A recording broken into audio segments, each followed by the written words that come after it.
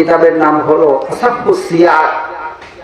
Master ডিগ্রিতে আরবিতে টাইটেলে আমরা এই কিতাব পড়েছি।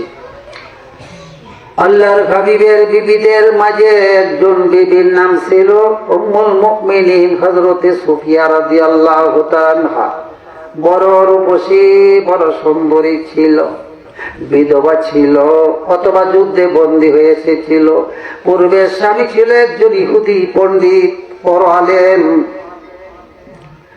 আল্লাহর হাবিবের সাথে আম্মা জানের যখন বিবাহ হলো, এত সুন্দর সুস্থি ছিলেন আম্মা জানের চেহারা। এরপর ওই নীল এক গালের মাঝে একটা দাগ লেগেছিল। আল্লাহর হাবিব বলেন, সুফিয়া রে, এত সুন্দর চেহারা, কোথায় চোট খেয়েছ? এই গালের মাঝে দাগটা কেন পড়লো? আম্মা জান বলে, রাসূল গো, এর পিছনে একটা করুণ ইতিহাস আছে। বলো সুফিয়া, কি ইতিহাস? বলল, রাসূল, আমি যখন আমার পূর্বের স্বামীর ঘরে ছিলাম, আমরা উভয় এক বিছানার মাঝে শুয়ে রয়েছি। গভীর রাত্রে স্বপ্নে দেখি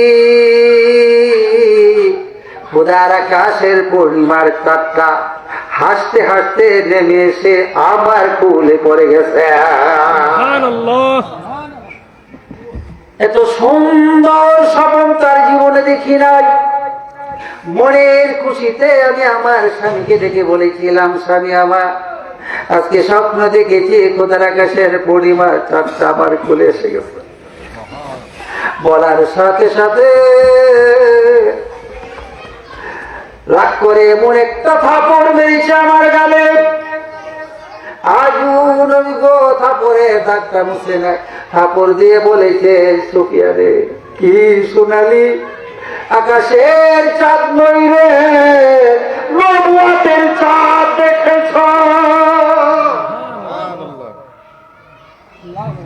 তোর জীবনে কোন সময় মদিনার নবী ইনির পানি গ্রহণ করবে? আসলে আমি জানতাম না এত বড় বাপের কপাল আমার।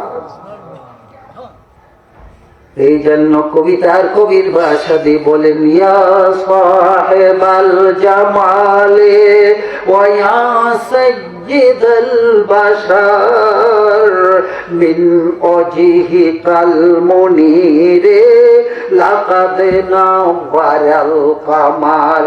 হে চির সুন্দর, হে মানব সরদার, চাঁদের আলোকিত করেছে দীপ্তিমান চেহারা আপনার। লা ইয়ামকিনু সালাউ কামা কানা হাক্কুহু বা'দা খুদা বুজুর্গ তুই মুখতাসার। সুখ্যাতি সত্যিকার আদায় করা সম্ভব নয় আপনার। আরবি কবিতা রে বাংলা কবিতা দিয়ে অর্থটা করছি গোলায়। সুখ্যাতি সত্যিকার আদায় করা সম্ভব নয় আপনার। সংক্ষেপে কথা হলো এটুকু, নিশ্চয় খোদার পরের স্থান আপনারই হয়। সুবহানাল্লাহ।